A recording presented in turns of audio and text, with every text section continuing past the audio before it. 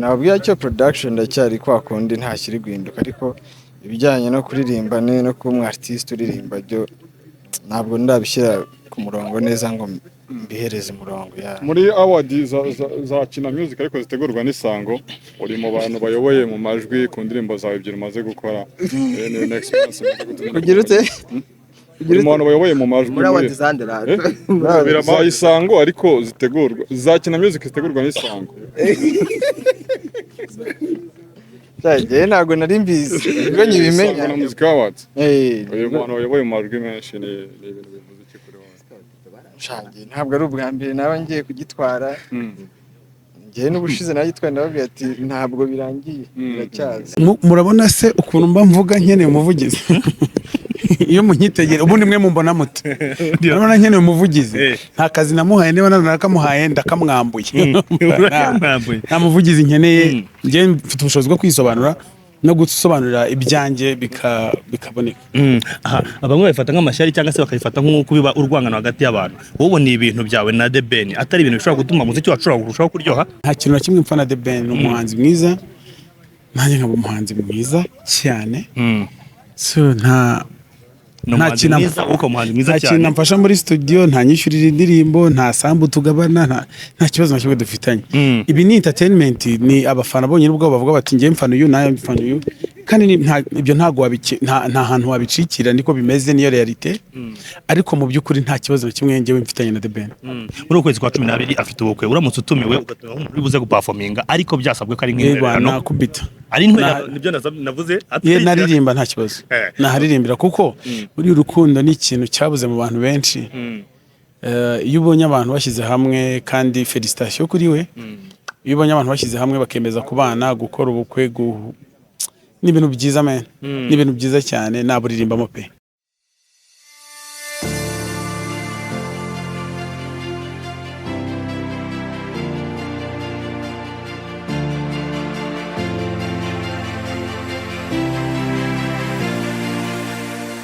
Yego bivuze iki kuri wewe kuba wagiye muri biriya bintu ukajyana na team ingana gutya, Melody, ba Pius na ba Coach Gael bose, kuri wewe bivuze iki? Ni famille. Famille ni time yagushyigikira, nta bindi biri inyuma. Abogoshi baje Dore umukwaferi wa gang. Dore nagiye kubona mbona abantu kwandika ngo element ngajyana na Bruce Melody kuri stage gufata award gukora iki. Yego ubwo senge nagiye muri Uganda gukora iki. Iyo abantu ari umuryango kubera iki mubizanamo twanywe n'umuryango ngomba gusupportinga ele nkuko nsupportinga, turi umuryango, turi famille 155, ntago turi abaturanyi, turakundana, turafatikanya, turapasupportingana. Element successful ya Bruce Melody umuntu yavuga ko uri nyuma yayo bitewe nuko zimwe mu ndirimbo ze niho uzikora. Ni ibintu bimeze gute gukorana n'igitangaza? Cyambere ni igitangaza ku mugani, ni n'umugisha, kuko kubona umuntu mukorana mugakorana umwaka umwe 2 3 ntabwo bisanzwe. No mu buzima busanzwe kubonana n'umuntu ugakorana umwaka 2 3 nta kibazo na kimwe. Muri aba bantu barabyumva, nabo bakamera abandi bagiye babahindagura. So jewe ikibazo nifite kuba uyu munsi utangiye wenda kuba ujya mu bitaramo hanze y'u Rwanda, biraza kuba biri gufasha iki mu muziki wawe kuri uyu munsi, cyangwa se twitego ko hari ibitaramo nawe ugiye kuza gutegura hano mu Rwanda? Jewe rero ibintu byanjye biracyari freestyle, ntabwo ngewe ndi producer, uraba umuhanzi unyuzamo, ngende umumiziki ariko ukora production kurusha ibindi. Nge ntabwo nshaka kuzanyita umuhanzi cyangwa umu producer, nshaka ko nyita umuziki, ko byose ndabikora. Uganda mu bafunga bakwakire neza, indirimbo barazigusha ugera uragangwa n'amarangamutima. Ufite kujya gusoma indirimbo nyinshi cyane kugira uzagenda ufite indirimbo 10 apana none niwe mukoro uvanye mu 7th edition. Ngewe experience ngenda ngira gake gake iri gutuma nyine menya ukuntu shapinga career yanjye. Ntabwo ubu ngubu natangaza ngo nzayasohora indirimbo bimeze gutya, ariko nge nta kintu ntizera ko gishobora kuba nkurikije hano navuye, nta bintu ntageraho. Bruce tunabaza element. Nababwira cyo production ndacyari kwa kundi ntashyiri guhinduka, ariko ibijyanye no kuririmba no kuba umu artiste uririmba byo ntabwo ndabishyira ku murongo neza ngo mbihereze umurongo ya muri award za kina music ariko zitegurwa n'isango uri mu bantu bayoboye mu majwi ku ndirimbo zawe ebyiri umaze gukora ni experience kugira ute uri mu bantu bayoboye mu majwi muri award zandera birama isango ariko zitegurwa za kina music zitegurwa n'isango cyane ntabwo nari mbizi ibyo nyibimenya na music awards eh uyu muntu wayoboye mu majwi menshi ni ibintu bivuze iki kuri wowe shangiye ntabwo ari ubwa mbere nawe ngiye kugitwara ngiye n'ubushize nagitwaye ndababwira ati ntabwo birangiye biracyaza melodari mu bihembo bya kina music reba nako kandi nibwo nkikumva nibyo se niyo makuru aba street urabyemera ariko na entertainment melodari birimo na melodari birimo ngo ibihembo bya kina music ahanganye ni ibihembo by'isango na muzika bitegurwa na kina music oya urabyishe kumambona mwese mukora muri media mupiki ku buryo mufata ikindi gitangazamakuru kigategura ikintu mukagifata mukagihonyora wayi ese urumva twajyana ibibazo n'abahinzi b'ikawa mugomba kugirana ibibazo n'abanyamakuru ibyo biboro rero ntimukabibwira abafana mujye mugenda muvugane nk'abanyamakuru kubera ko njyewe nemera ko award yose ifitiye umumaro umuhanzi media yateguye ikintu njyamo njyewe nk'umuhanzi unasapotinga buriya njyewe ntabwo uzambona nasezeye nyamara abantu bavuga ngo mbivuye murumva oya ndatsindwa it's okay bibaho birasanzwe nanatsinda kandi nabwo nkabyenjoyinga so kuba igitangazamakuru cyateguye ikintu nka kiriya twebwe nk'abahanzi tubyungukamo byinshi aho niba hari utuntu mutanumvikanaho nyine ubwo muzagende muzabaterezemo mubabwize ukuri hamwe na element muri hafi gusinyisha abandi bahanzi muri 1:50 am iwe iyo gahunda irahari turacyari gusikautinga ariko ni ukuri ko Imana abahanzi ntimumpamagare abasa ubu ngubu ndimo gukora interview menshi online ariko abahanzi benda kumena phone yanjye ngo tubasinyishe turacyascouting ariko ntabwo igihe kiragera cyo kubatangaza icyo gihe nikigera tuzababwira Rose kana kubona indi ndirimbo arasora ni pressure yuko ishobora kuziga floppinga ndahita ngutamo nimero ye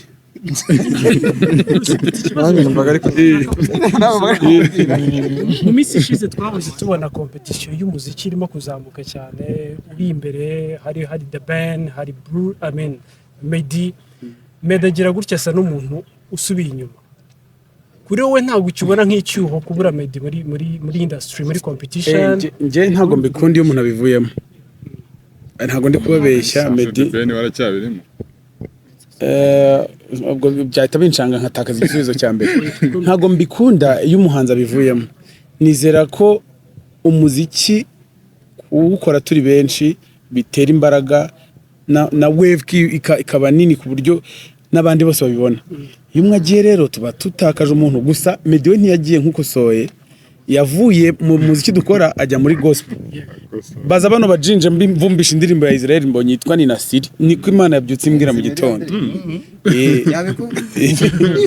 mugomba kumvira indirimbo mukayikunda iratwika men njyewe uyu munsi ngo nayihaye umwanya neza nkayo Melody hari ibihembo bya isango na muzika wenda njye nibyo ndibuze kugarukaho bafashe muri bamwe mu bahanzi baririmba indirimbo za gospel bakabahuza n'abaririmba indirimbo za secular ibi bintu ntabwo bibuze wenda kuba byabangamira muri bamwe mu bantu izo award zitwa gute urumva zarimo gospel cyangwa secular ni muzika nyine baze dusekurane that's okay njye ndabikunda sana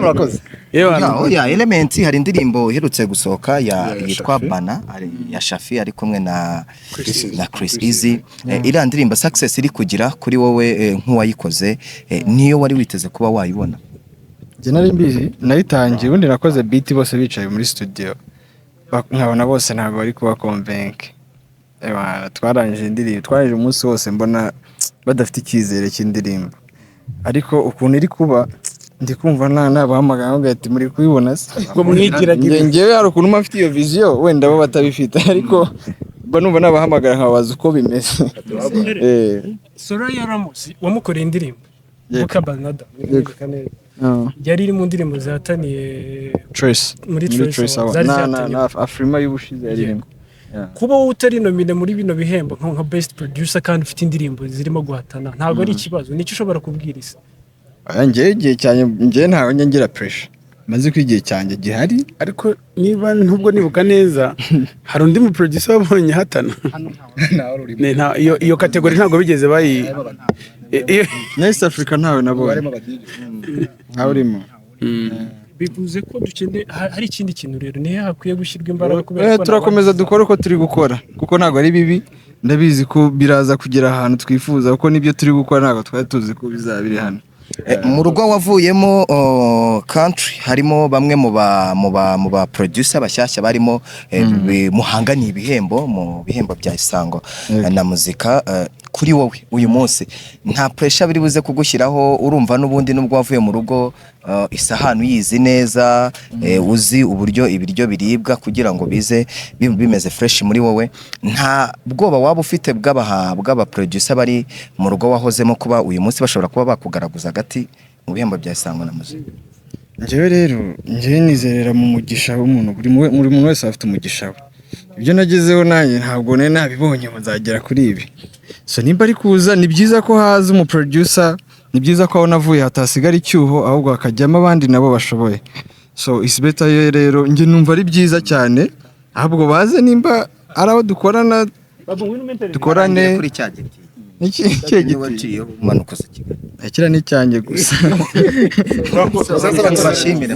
murakoze cyane sawa pole pole tugenda twiga tukagenda tumenya kandi no kuba abantu batumva ibintu usamakosa iyo abantu batumva ikintu baba bakeneye kukimenyera kikajya mu buzima bwabo busanzwe bakacyumva. Njyewe rero mbona mbere na mbere iyo ndi gutanga ibiganiro cyangwa ndi kuvuga amakuru yanjye ntago mba numva ari ibintu bigamije hari umuntu ujyana akamakuru ngo mujyana akamafaranga ngo muha amakuru ntanga amakuru kubera ko abafana banjye bakwiye kuba bari updated bagomba kumenya ibiba ku ruhande rwanjye so sinumva ikibazo na kimwe mu gutanga amakuru niba abantu batanabyakira neza bazahagera babyakira n'ubundi nakoze indirimbo ya mbere itari y'urukundo yitwaga Ikinya abantu barambwira ati sha uragiye wowe urazimye birarangiye utangiye kuririmba iz'abasinze ariko uyu munsi abo bantu bambwiraga ibyo bintu nabasinze nona ubwo wenda ashobora kuba nari imbere ho gato oya nari imbere yabo ho gatoya ko sinigeze mbaha inzoga kandi ndabamenyesha ko twanywe twasinze yaje kuvamo twatoye twatsinze so twe ntago dukora ibintu kugira ngo abantu tugendane nabo nibyo batumva tugerageza kubasobanurira bakagenda babyumva pole pole. Melody wabasha kuririmba igitero cya Shage muri When She's Around? Ntago nabishobora. Uzi nibura icyo bivuga? Ndabyumva neza, ndabyumva fresh. Ariko uzi ikintu kirenze n'uburyo bivugamo kuko ndabizi neza ko indirimbo zanjye uzizi ariko nkusabye igitero ntacyo waririmba.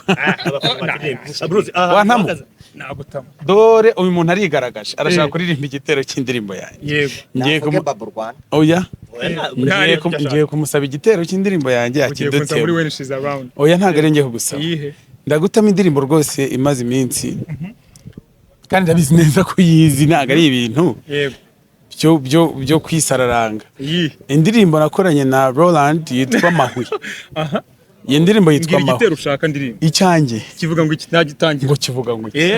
Wanangirira. Urumva uzi ukuntu music imeze. Ushobora kubuza indirimbo pe. Unayumva ukumva wabasha kuyiririmba. Ariko igihe cyo kuyiririmba kigeze nibwo umenya ko bigoranye. Njye rero sinakwihanandika ngo mvuge ngo ngiye kuririmba ibintu by'umuntu. Oya ntago ndemye muri riafu. Ni sawa cyane. Aha Bruce ngira ngo ahantu duhagaze ejo twari duhagaze none turimo kwakira umuntu twari bari umuhanzi cyangwa se niba ari undi muntu wari umukomediye. Yitwa nde? Super manager. Ejo twari turanga turimo kumwakira tuvuga ati jewe na performance kuri stage ndi kumwe na Element niba muzi ko mbere cyangwa zabaze Bruce Melody yari umufana wanjye yarahari mwene bari abahungu sinkibaganira nyuma yo kukwishyurira ntugishaka kumuganira. Oya ntago ari icyo kibazo ariko mama ne bena ari kuvuga nyine bitajyanye nanjye ntawe nabonye ariko banza agira nubwo banza yamenye hano ndi yiruka nawe nigeze mbona yatuye ngo muri press conference ngo bazanye Element ngo uhageze ngo usanga ngo nta ntebe yawe yari hari ngo we baragusohora. Oya ntago nari natumiwe muri icyo gitaramo kandi ngewe sindi umuvumbyi nkuko nabivuze haruguru ntago njya mu bintu ntatumiwemo ngiye nari nagiye muri gahunda zanjye ariko performance ya Ele yabaye mpari narayibonye nabonye byari ibintu byiza cyane niba rero performance ubwo mbere sinshona sinabaje kubimenya okay nyuma dusoza akantu kanyuma ngiye ngira ngo tubwire gato hari gahunda yatumwe rese no kugerayo amahoro ibintu nk'ibyo ngibyo icyo urimo kuvuga kuri iyi gahunda yo gufunga saa 7 kandi abantu bakagera mu rugo bamwe gake. yewe buri ibintu byose leta ikora ndabyumva ndanabyubaha kuko leta yagiye ikora ibintu byinshi tutazi akamaro kabyo tukagenda tubibona nyuma nko kuvuga ngo amashasha acike mu mujyi wa Kigali ni ikintu cyanjennye urumva ngenda ari nkiri umujene batuma ku isoko Nyirandajwe y'umukara sha. Ewana none ibintu ugatangira kubitwara mu ntoki ukumva urababaye ariko none aha turi mu bantu bafite umujyi uri clean kubera icyo kintu so imyanzuro ya leta niyo ntayumva ngerageza kuyubahiriza kugira ngo niba baturebeye kure koko ntange nzagera ahantu numva ibintu biryoshye ushize watunguye abantu ubufashe twanyoye twagize gute wihinduye twatoye twatsinze turimo twitegura amatora ejo bundi umwaka utaha hari ikintu bwishiye se cyangwa ubwo uragira ngo nkubwire surprise cyo masako ibyo barabivuga surprise uragira ngo nkubwire ibintu nteganya gukora mu gihe kiri imbere kandi nibaza ko ari ibintu bizatungura abantu ubwo koko ibyo nabyo biravugwa ariko uzi ko marinete wambaye ariho Tiger wa nanjye aganira ko kuzaza ndabona cyangwa bashaka kuba ngo nicita ndabyirengagiza byose ariho Tiger utari bi mbese gakoze ama stress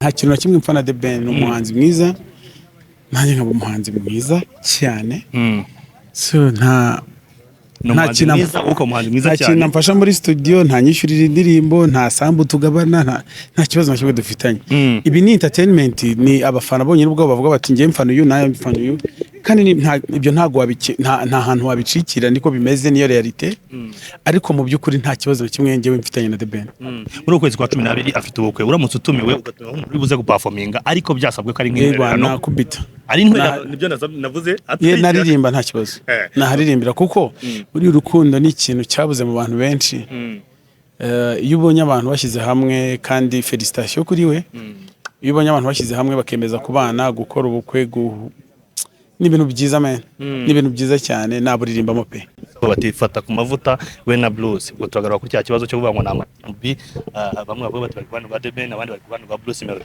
bamwe baravuga ngo Fata kumavuta dushobora kuba baramuhaye akazi kugira ngo ajye akubera umuvugizi nyuma yo kwiyongera kuri gorira murabona se ukuntu mba mvuga nkeneye umuvugizi iyo munyitegera ubundi mwe mumbona mute urabona nkeneye umuvugizi nta kazi namuhaye niba narakamuhaye ndakamwambuye nta muvugizi nkeneye njye mfite ubushobozi bwo kwisobanura no gusobanurira ibyanjye bikaboneka bamwe bifata nk'amashyari cyangwa se bakayifata nk'uko biba urwangano hagati y'abantu wowe ni ibintu byawe na The Ben atari ibintu bishobora gutuma umuziki wacu urushaho kuryoha byaryoha bitabaye mu mitima y'abantu ngo babigire urwango bikaba entertainment just entertainment ariko iyo abantu batangiye kubifata bakabishyiramo ibintu byinshi ntago ari byo ntago bikwiye abandi baravuga bati mwe mushobora kuba murimo kubivuga kugira ngo muryohereze abantu ariko ugasanga hagati ya Bruce Melody na The Ben nta kibazo bafitanye kugeza uyu munsi wa none mu by'ukuri washaringa igikombe na njyewe nahuye na The Ben inshuro imwe okay nahuye nawe muri parking ya RBA twongera guhurira muri studio nibyo ngibyo ntago ari umuntu tuziranye ibintu byinshi ku buryo twabona ibyo dupfa so hari ikibazo cyinshi cyakomeje kugenda kibazwa bavuga bati urabona coach Gaye babu itonde gato yamande niko mubaza ko yakora papu nabaravanga baje byari byo mubwira byari ariko wambaza nta kibazo akwambitsa agapfukamunwa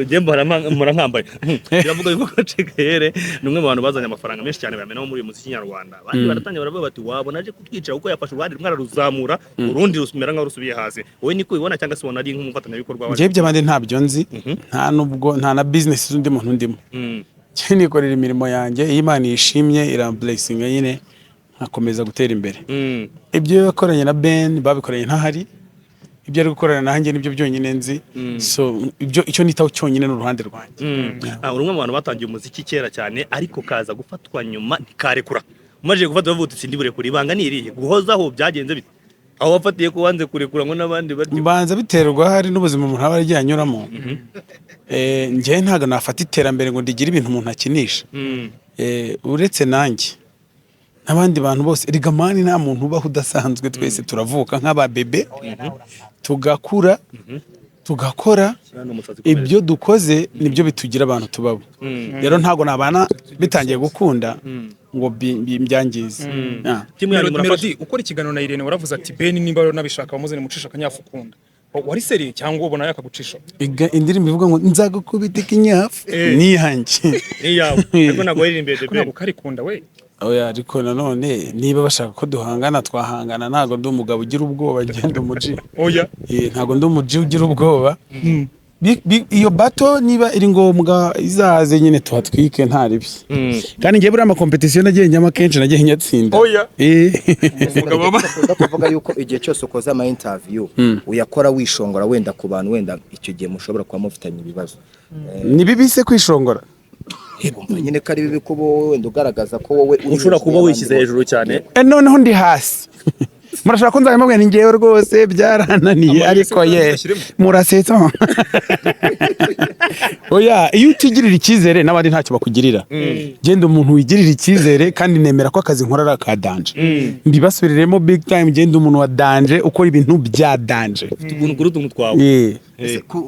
Ndibaza ukurikije uburyo wowe ubana n'itangazamakuru cyangwa n'uburyo utangaza amakuru yawe, ubona abahanzi nyarwanda basobanukiwe ikintu kijyanye na showbiz icyo ari cyo? Urumva na kera ntitwari dusobanukiwe internet, none mu mwese iri kubaho umufungo.